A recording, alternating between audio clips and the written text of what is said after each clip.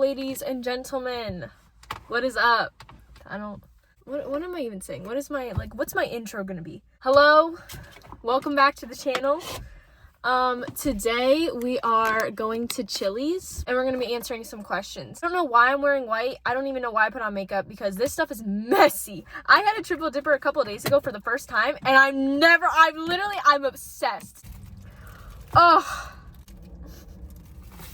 I'm gonna cry. Question time. You guys left a lot of questions, so hopefully I'll be able to get through all of them in this video. Okay, first one is, take away all of the books and writing, what are you?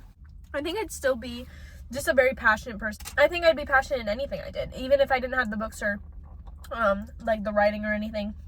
I think I'd still be passionate in like music and the arts and history and theology and stuff. The next question is, have you ever been in love? I think just off the bat, yes, because there's so many different forms of love. And I'm such a loving person, and I think that yes, most definitely, like, everybody's been in love at some point. You know, everybody's felt love for somebody at some point, whether that be romantic love or friendship or familial. But romantically, have you ever been in love? I'm honestly not sure if I could answer that. You think like, oh my God, I'm in love. And then you meet somebody else and you're like, no, this is love. And then you meet somebody else later and you're like, no, this is love. In love has so much baggage to it. Have you ever been in love? I can think of multiple times where I thought I was in love, but it's like it didn't work out. And I think that love perseveres through everything. So it's like it didn't work out, or maybe I lost feelings or he lost feelings or something like that. That's not love. I'm not like married, you know what I mean? Like I'm not like fully, like I've never, until it's like I know for certain that I would like give my entire soul to this person, my entire body, my entire brain, my entire heart. That's when I'm like, okay, I'm in love. But until I haven't really found anybody like that. And I think it's just because I'm so young that we get caught up in this idea of love, but it might not really be love. I don't think it can really be love until you know yourself completely. And I'm still so young and I'm growing. And all of the boys, I'm talking to are also still young and growing. So it's like we can't really claim that it's love. We barely even cross the threshold into like life. Like I'm still in high school. You know, I can't really say for certain that I've been in love. Do you outline or just, wait, what? Sorry. Do you outline or just see where the story takes you? I outline. I think outlining is like very, very important. When I was younger, I used to do a lot of see where the story takes you, and that's why I never finished any of my books. If you don't have a roadmap, how are you supposed to get to your destination? You know what I mean? Like, I really need to fix my parking. Hold on, because people are staring at me.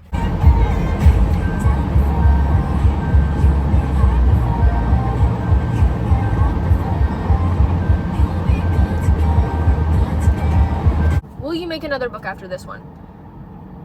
Will I make another book after this one? I have The Son of Chaoses, which is the first book, and then there's gonna be a second book and a third book that goes with The Son of Chaoses. Like, I've been thinking about like keeping it in the universe. Like I don't want to start a new fantasy world. I'm thinking like I might just keep it in the Son of Chaoses universe and have like different stories. Like, there's so many like different things I could do, or like I could do the Son of Cynthia story that they talk about all the time. The queen ends up getting pregnant and the king is like, that's not mine. Like he never consummated the marriage. He says, that's not mine, that's not mine. And so she lies and said that it's the Sun King's, it's Cynthia's son, right? That she was impregnated with Cynthia's son. And so they all like just believe her and worship this prince, and they call him the Sun King. And so it's like this big story, and like people for thousands upon thousands of years believe this. Like that's why the Scythian Empire is so just prominent and amazing, and you know, such a big deal, and why it was established in the first place. Because you have on the map, you have Old Sun and you have New Sun. And so Old Sun is like kind of the ruins of the original Haldorian Empire before it became this big thing. A couple hundred years later, there's a story that comes out called the Son of Cynthius, or wait, no, not the Son of Cynthius, the Sun King or something like that. I think it might be the Son of Cynthius. And her and Hadrian talk about this book all the time. She reads it to her father. Like, this is like a very famous book. It's a fish merchant, and he's talking about his relationship with the queen and how the sun is his. He's not directly saying it, but like it's implied in the story. Like he's trying to make the story like fictional, but it's like real. Did you create the characters first or the world? The characters came first, and then I world built everything around them, and then smaller characters I world built around them as well. What could you talk about for hours without getting bored? Besides my novel, because I could talk about that for hours without getting bored, but besides my novel, it would probably be theology, because there's so many different sectors that you could like go into in that conversation, and to like talk with somebody about that would be so like circular, and just I could genuinely do it for hours. I really do like talking about theology or history or anything like that. Nurture versus nature. I think it's like 90% nurture, 10% nature. People and culture and just the environment you're in definitely build your character and your personhood a lot more than I think just nature itself does. I love chai lattes. I love chai lattes, okay? And I was like, why do I love chai lattes? Because my mom gets chai lattes. Anytime we would go out for coffee when I was little and she would get me a coffee, it'd be a chai latte. And so I'm like, wait a second, do I even like chai lattes, or do I only like chai lattes because my mom likes chai lattes and that's all I've had? I literally went on like a 2-week thing where every day that I bought coffee, I would get a different kind of coffee, and I was like trying different coffees and stuff. And I did find a couple that I like, but none of them compared to chai lattes. So I really don't know. Do you believe in love at first sight? What is it with these love questions, you guys? Do I believe in? No. I do not believe in love at first sight. I believe in attraction at first sight, 100%. I believe in romanticization at first sight. That's why people get crushes, because they're attracted to them, and they take maybe like some things that they say out of context and like put them in like this romantic narrative, when in reality, when you really get to know that person, that's why when you get to know your crushes, typically you're like, I don't know if I like this person at all, because they're not the romanticization you've built up in your head. They're not the person that you've put on this pedestal. No, love at first sight is a hoax. That's not true at all. You can definitely be attracted to somebody and like be like drawn to somebody, and maybe it becomes like this true love thing. You're not actually in love with them at first sight, because you can't be in love with somebody until you know somebody. And that's what really gets me, is because whenever I talk to guys, they'll tell me off the bat that they love me.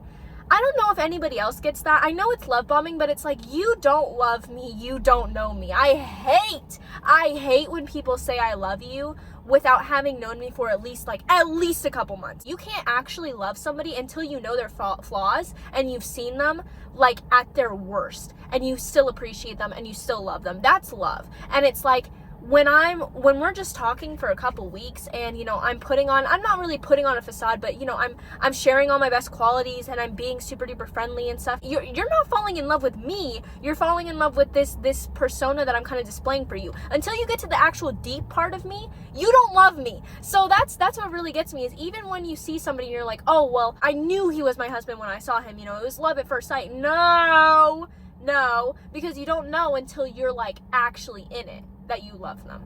If you were to write another book totally different, what would it be about? Totally different? How different are we talking? Because I'm a big romantic. I'm a big lover. And I genuinely do not think that I could write anything sci-fi ever in my life. I would never be able to write something like dystopian. Maybe if it had romance. So I would have to keep romance as a factor. But just completely different from my book, I would probably do maybe like a little small town like Italian romance. One of those really cliche ones where it's like she owns like a bookstore / coffee shop, and he like cooks next door or something, and they like meet all the time. I don't know. Just something like that, something cute. How did you get the idea for Son of the Chaoses? What was the process and what changed? The original idea came to me in math class. I talk about this a bunch on my page. It was going to be a love triangle originally between her guard, her arranged marriage, and her. All of the books that I've written since I was little are very, very similar. They all have this fantasy aspect. They all take a lot from Roman mythology, Greek mythology. So I had a book that was called Andromenus, and he's the devil of love or lust or something. Hi, okay, I was editing the video and I googled it. It's Asmodeus, not Andromenus. Asmodeus, and he is the devil of lust. And he's like one of the 7 princes of hell, and he's known for like destroying marriages and like causing jealousy and like carnal lust and stuff. So yeah, that's just a quick history nerd thing I just wanted to put in there. I wrote a book about, it's very similar to Cupid and Psyche, where she was living in this castle pretty isolated, and there was this figure that like kind of like continued to be there, like romanticize her and kind of thing. So that's why I have that narrative in the Son of Chaoses with her and the executioner, and how she sees him all the time, they go on walks together and stuff like that, is because there was that in the book that I wrote there. And then I also had another book that I wrote that was completely like a Hades and Persephone story. Her name was literally Proserpina and his was Pluto. And so I already had that in place, and there was the scene where she runs away from his castle, because he had this castle in the underworld. She runs away from his castle, and she's got Cerberus chasing her. He's a dog in the narrative that I wrote a long time ago. And she ends up falling into the river Styx, and these souls are like pulling her down. Hades, Pluto, saves her. If you read The Sound of Chaos, if you were a better reader, you know that there was a scene kind of like that where she's running through the woods, she falls into this river, and then the executioner saves her. Instead of the dog chasing her, it's the dragon, but the dragon's name is still Cerberus. A lot of these narratives were already built in just other books I had written, and so I kind of played around with it a lot. I played around with names a lot. There's so much has changed. What's your plan for the future? Do you want to be a writer or something else? I want to be a writer. I always want to be a writer. That's it. And I was talking to my English teacher about this, and I'm like, I'm so scared because, like, what if that doesn't work for me? You know what I mean? What if that I don't take off? What if I don't become this, like, famous author that I want to be? What if I can't publish books the way that Victoria Aveyard can or J.K. Rowling could? What if I don't want to say fail, and I don't want to put that out into existence, but, like, you know, and I'm so scared about it because it's like I'm nothing in my soul if not a writer. Nothing.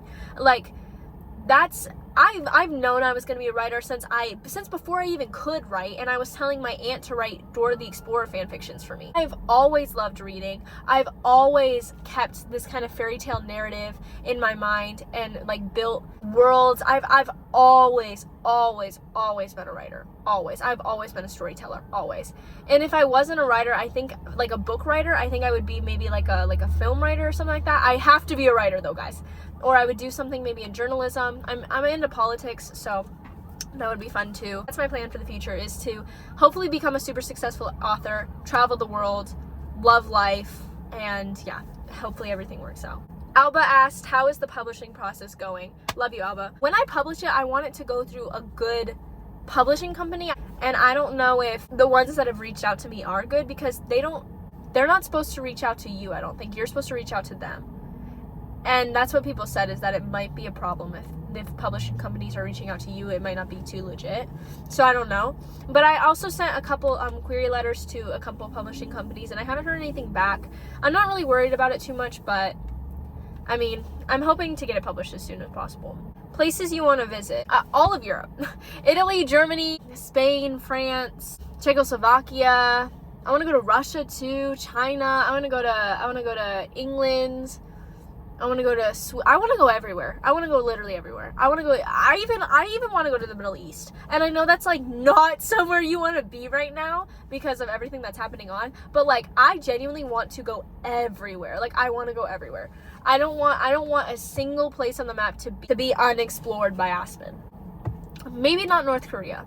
I probably wouldn't go to North Korea just because of the South Korea, most definitely. But North Korea, I don't know if I would. Yeah, that's a bad idea. That's a super bad idea to go to North Korea. But, like, if I could, if it was safe, I would be there. You know what I mean? Like, I want to go see everywhere. I want to go talk to everybody in different areas, and I want to know people. That's what I love about having this platform, is there's so many people from different areas that I can, like, talk to, and I'm like, oh my god, hi guys, what's it like over there? Any tips for account growth? Guys, I'm not the person to be asking right now. In the beginning for account growth, I mean, I followed a bunch of people who, like, were also book talkers or bookstagrammers or writers, and yeah, I just posted stuff about my book. I leave my trial reels in the trial reel area where they blow up over there, because some of my trial reels are not book related at all, and I don't know if I want to bring them over to my account. My phone died, so I didn't get to, like, film an outro, but yeah, thank you guys so much for watching. I hope you enjoyed the video, and if you want to see more, I guess just I don't know. Okay, I'll make more. Bye.